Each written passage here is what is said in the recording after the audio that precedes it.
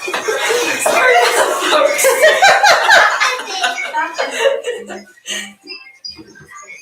I'm calling Spurs going off. Oh God, why is it loading? Sorry about that. Well, let's start. Julia, go. I'm Julia, and I'm Hufflepuff. I'm Emma, and I'm a Slytherin. I'm Kate, and I'm from Gryffindor. Well, we're talking about Harry Potter's second year in Hogwarts.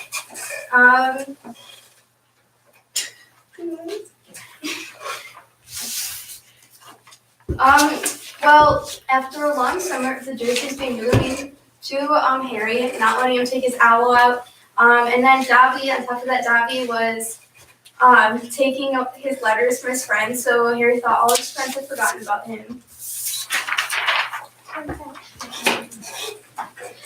And then when Harry gets back to school, strange occurrences start happening. For example, students are petrified, and they all suspect it's Harry Potter. Or is it? Right. Later they find out that it was actually Tom Riddle who was causing people to be petrified, but it wasn't actually Tom Riddle. Tom Riddle, or preferably known as Lord Voldemort, spoiler alert, was actually using Jenny to do dirty work. Ginny had Tom Riddle's old notebook, or journal, and it had his memories inside.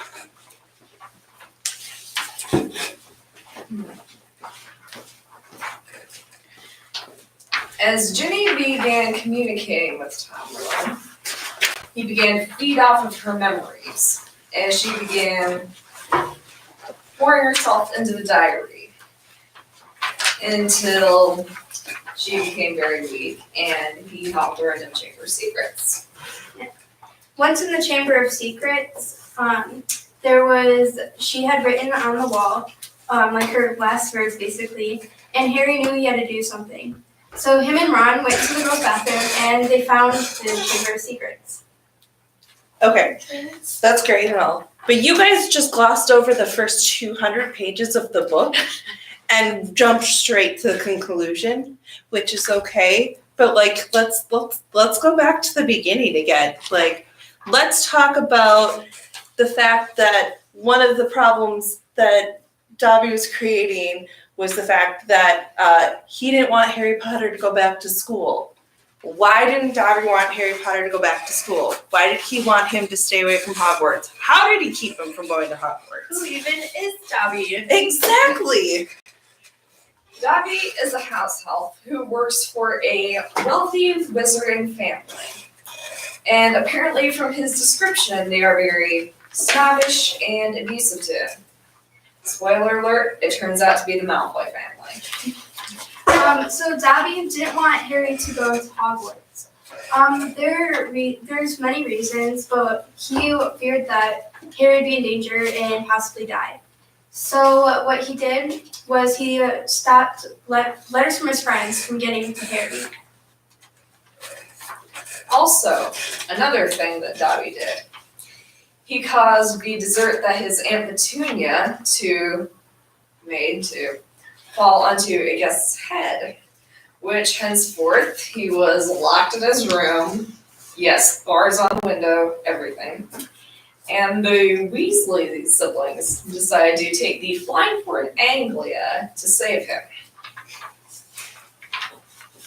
And they had tied like a rope to the bars and they pulled it down. And it had woken up Aunt Petunia and Uncle Vernon. And he went up there and Harry had just escaped.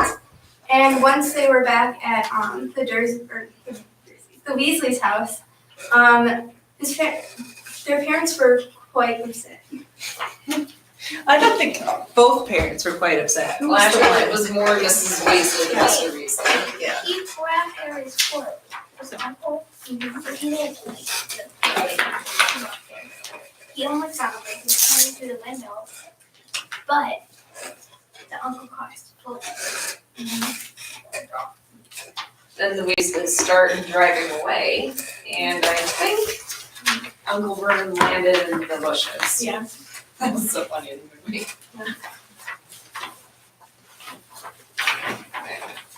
So there was one other thing that Dobby did in order to prevent Harry from going to Hogwarts. What was that final thing? Dobby also decided to block the barrier to keep Harry and Ron from getting in. So, Harry suggested that they wait by the car. However, Ron has other ideas. So, they decided to take the Langford Anglia to school. Unfortunately, they get in a lot of trouble because they are seen by muggles, and the Whomping Willow attacks them and almost gets them expelled. Yeah. After they barely made it out of the willow. They made it into school. The sorting ceremony had just started, and they've been taken to Snape's office. Yeah, Snape's office, and got in pretty big trouble with him. He wanted them expelled, but luckily that didn't happen. And by the time they got let out, the sorting ceremony was over, and everybody was heading back to their rooms.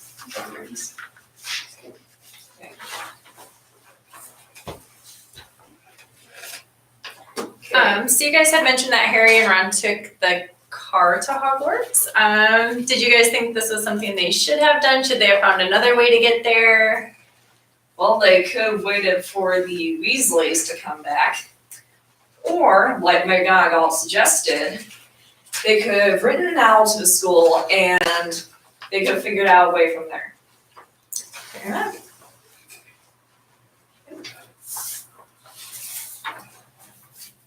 Okay. Question number 2. Why do you think Harry is able to speak Parseltongue? Why doesn't he know when he is speaking? Harry can speak Parseltongue because when he was younger, when Voldemort tried to kill him, he had accidentally transferred parts of his powers to Harry. And Harry didn't realize it because when he was younger, he didn't realize that he was a wizard. And he thought that the snakes could just somehow understand him. So when he went to Hogwarts, he still assumed that he was talking regularly because clearly didn't hear that he was speaking snake.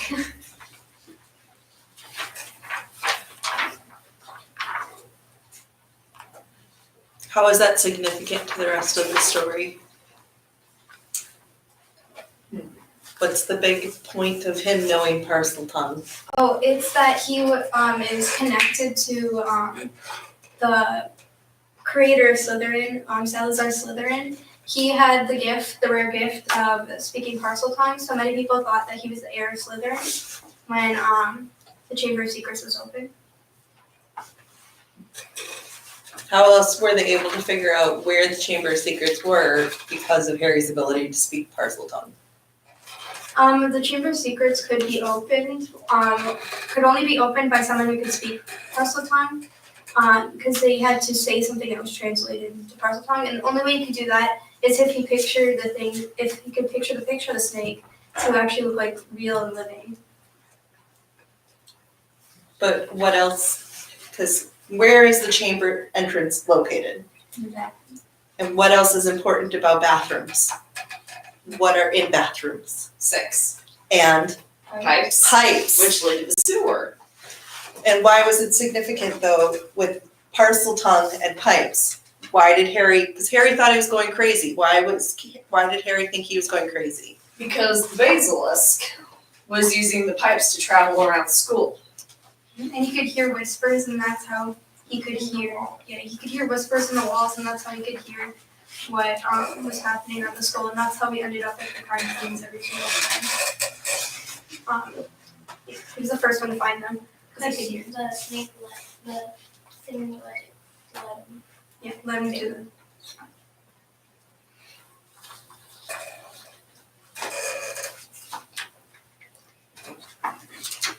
So another significant character this time around is everyone's wonderful favorite, Gilderoy Lockhart. I know we all think he is the most dreamiest wizard there is. Let's discuss him.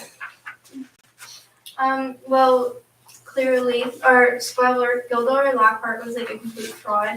I find that out toward the end of the story. But Hermione loved him for some reason. Still don't understand that. But he was famous for writing his books about adventures he did during his lifetime, like defeating werewolves and like capturing things. And he got hired as the defense against the dark arts teacher. And when it came the time when the teachers actually asked him to do his job, he didn't know what to do because he had faked everything.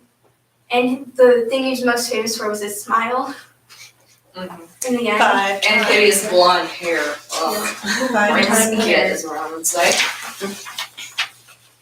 What else was significant about his relationship with Harry? Well, it seems like he was always trying to get closer to Harry, but Harry was repulsed by him because he was flamboyant and get. So just tried to distance himself. Yeah, he kind of always tried to relate himself to Harry in ways he really couldn't. Like, also trying to put Harry down on himself a little bit. He's like, oh, you shouldn't be doing that. You're not as famous. You're not that famous yet. Sure, a few people know your name, but not as many people know you as you know me. What ends up happening to Gilderoy? Well, in the Chamber of Secrets, Gilderoy tries to erase Harry and Ron's minds with Ron's broken wand. Unfortunately, the charm backfires, and he can't remember a thing. And he ends up at St. Mungo's hospital, and after that, you don't meet him again until Harry Potter and the Order of Phoenix. Spoiler alert.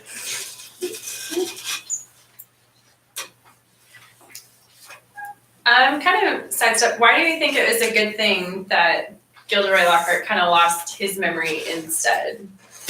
Like, how would that have been different if Ron and Harry's minds had been wiped clean rather than Lockhart's? How would things have played out different?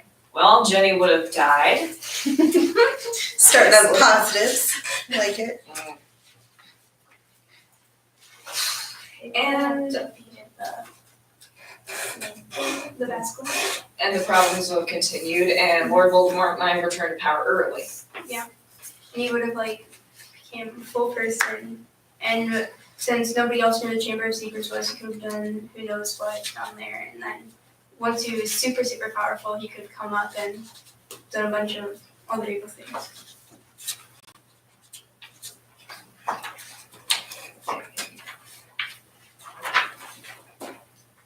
Do we want to move on to the next question? Go for it. Sure. Okay. Discuss the significance of Fox to Phoenix. What is a phoenix? Why is this one so important to Dumbledore? And what is the significance of the name Fox? Well, the phoenix is a bird that's born from its own ashes and has many magical powers. One includes it has healing tears, meaning when it cries, if its tears fall into a wound, it will heal it.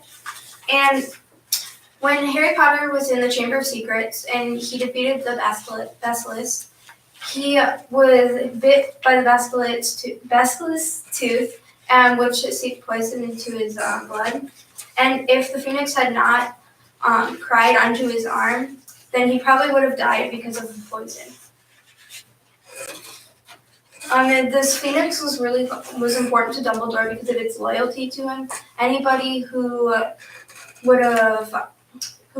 who showed true loyalty to Dumbledore would have called the phoenix, and that's why Harry had called the phoenix to him, because he had told Tom Riddle that Dumbledore was truly the best wizard that there will ever be. Do you guys know the significance of Fox's name? No. So Fox is named after Guy Fawkes, who was a English Catholic in 1605, and his big thing was the gunpowder plot. Basically, he planned to explode Parliament so that they could rebuild the order of government. And so he wanted to have a giant explosion and then to start anew, which is where the significance of Fox being a phoenix comes in. So that he rises from his exploded ashes. We now all learned something today.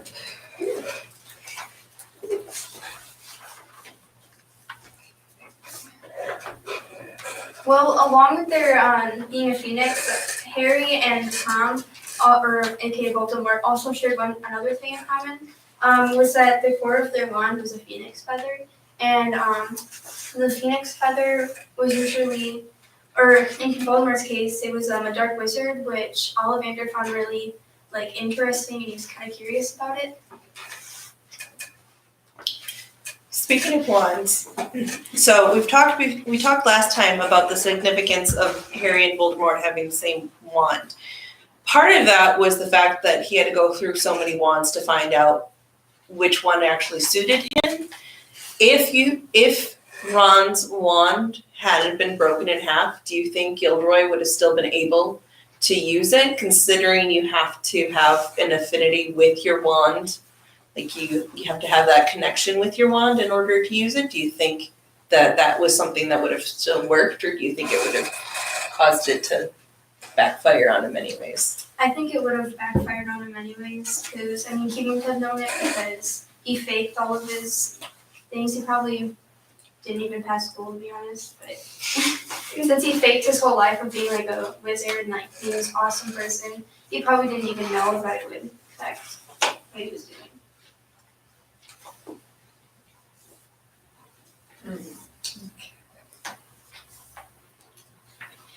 Question number 4. When they are in Dumbledore's office and Dumbledore asks Harry if he wants to tell him anything, Harry says no, even though many things are bothering him. Would you have told the headmaster your concerns and asked for his advice? Why is Harry reluctant to ask for help? Well, I think it's probably because Hermione says even in the wizarding world, hearing voices isn't a good sign. So they probably think he was lying or think he was no reason. But with Dumbledore's understanding of who Harry is, do you think he would have automatically assumed that Harry was just crazy? No, I don't think so. Especially because he knew so much about him from the previous year. Mm-hmm. And they kind of established this connection. But Harry didn't really understand that yet. So I think too, regardless of the fact that Harry and Dumbledore have this connection, how many kids really want to admit to an adult, oh, by the way, I'm hearing things, great. I mean, I think that's just awkward regardless who you're talking to. Okay. Does anyone want to read the next question?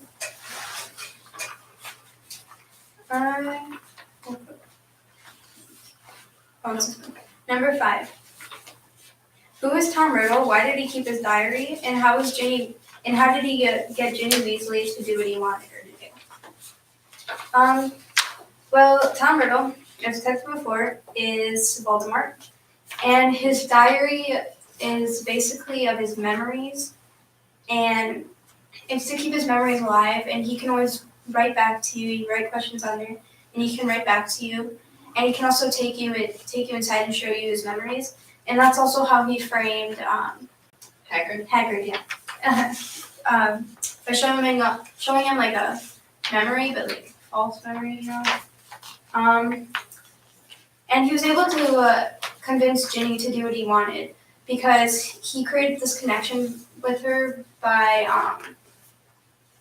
he created a connection with her, and by answering questions, by giving advice, and eventually, he just, what was the word? Manipulated her into doing what he wanted.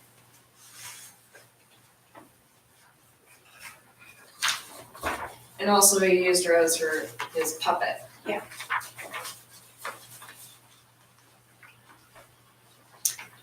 You said how he used Ginny as a puppet. Did Ginny know she was acting as a puppet? Did she have any memories of any of the stuff that was happening? Actually, no, she didn't. She had no clue what was going on until it was too late. Yeah, she eventually figured it out after like the chickens had died. She found like chicken feathers on her robe and stuff. So she was gonna tell Harry, but Percy had interrupted them while she was about to tell them, and then later she was in the Chamber of Secrets. So Percy acted kind of weird throughout this whole book. Mm-hmm. Do we ever find out why? Like what's going on with that? Yes, we did. Turns out Percy has a girlfriend who Ravenclaw prefect Penelope Clearwater. And Ginny walked in on them once smooching.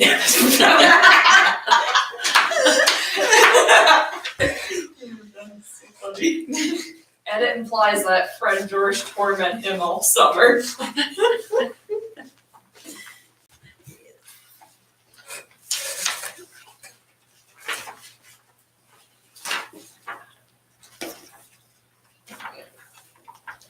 What does Dumbledore mean when he says, Harry, it's our choices that show us what we truly are, far more than our abilities?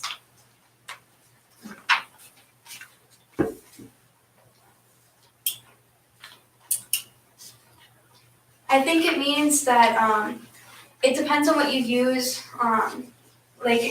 So in Voldemort's case, he was a really powerful wizard, and he was known for bad things, and he could have chosen to use them for good, and he would have been known as like a good person.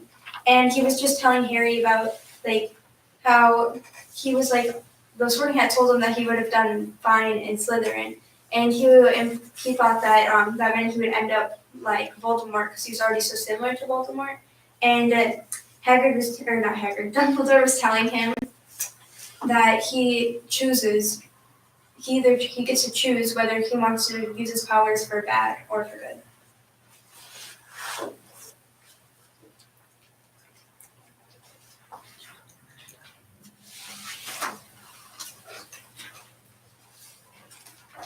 Okay, so final notes. What was your favorite part about book 2?